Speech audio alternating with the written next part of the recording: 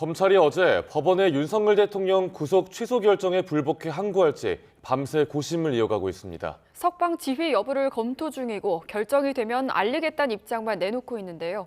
취재기자 연결해 현재 상황 들어보겠습니다. 나혜인 기자, 검찰이 좀처럼 결론을 내지 못하고 있군요. 네, 어제 법원이 윤 대통령의 구속 취소를 결정했지만 윤 대통령이 구치소에서 나오려면 검사의 석방 지휘가 필요합니다.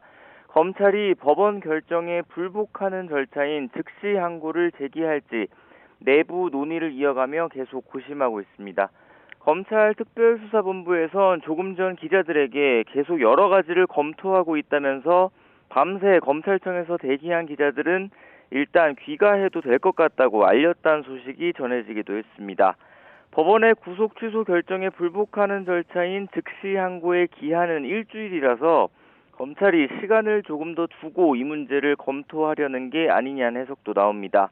다만 검찰이 항고를 할 경우 윤 대통령 석방이 불가능한지를 두고는 법조계에서도 의견이 나뉩니다.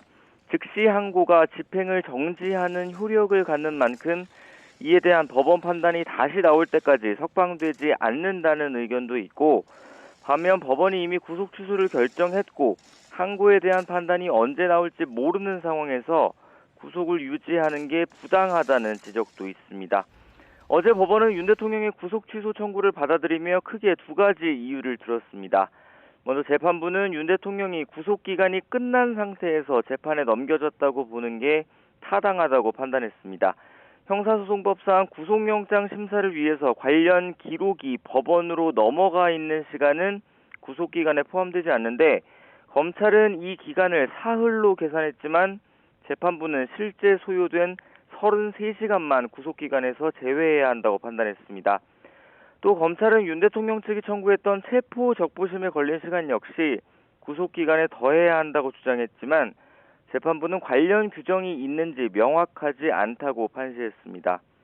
또 재판부는 윤 대통령 측이 제기한 공수처의 수사 범위에 내란죄가 포함되어 있지 않다는 주장에도 논란을 남긴 채 재판을 진행하면 향후 파기나 재심 사유가 될 수 있는 만큼 적법성에 대한 의문을 해소하는 게 바람직하다고 설명했습니다. 윤 대통령 측은 이런 법원의 결정에 환영의 뜻을 밝히며 검찰을 향해 즉시 항고 대신 대통령 석방을 지휘해야 한다고 강하게 촉구하고 있습니다. 지금까지 사회부에서 전해드렸습니다.